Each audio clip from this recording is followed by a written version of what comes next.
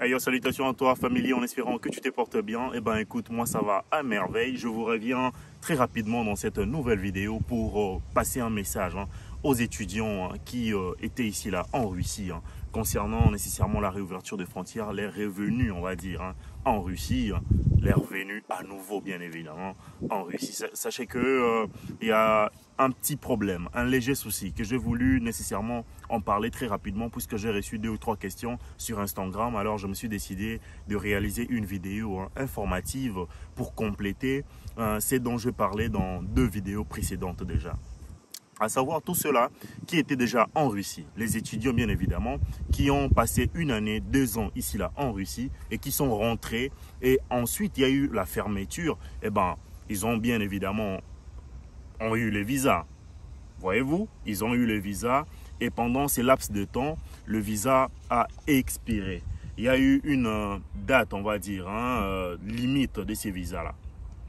Ce qu'il faudra faire, chers amis, est que vous devriez de nouveau contacter l'université pour que l'université vous fasse une invitation. Et cette invitation-là vous sera envoyée, puisque au jour d'aujourd'hui, c'est beaucoup plus accessible à vous. Vous faites partie de la priorité, on va dire, de ceux qui viendront ici, là, en Russie, qui sont attendus en Russie.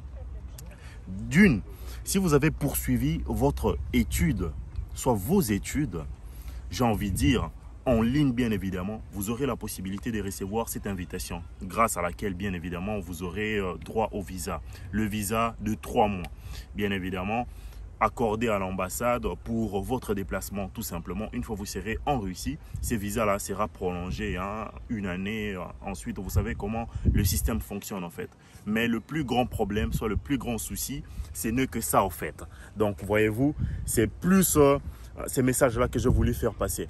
Ne vous leurrez surtout pas. Mais ceux-là qui ont connu un petit problème d'exclusion, qui ont été exclus, qui ont été chassés de l'université, alors dans ces cas-là, ça va être un nouveau problème, voyez-vous, pour essayer de venir encore ici, là, en Russie, puisqu'il va falloir que vous preniez une fois de plus inscription dans n'importe quelle université qui pourra nécessairement vous accepter. Suite, on va dire, à cette démarche-là, vous aurez votre invitation. Vous pourrez demander un visa.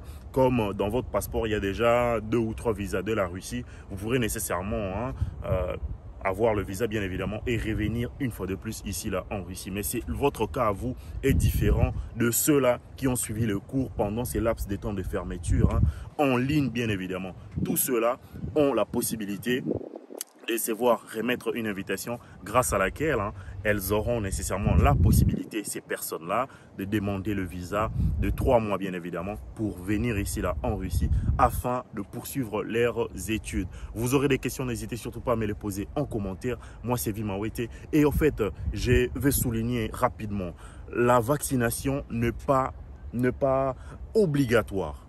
Ce qui sera obligatoire, ce sera simplement le test dû au Covid.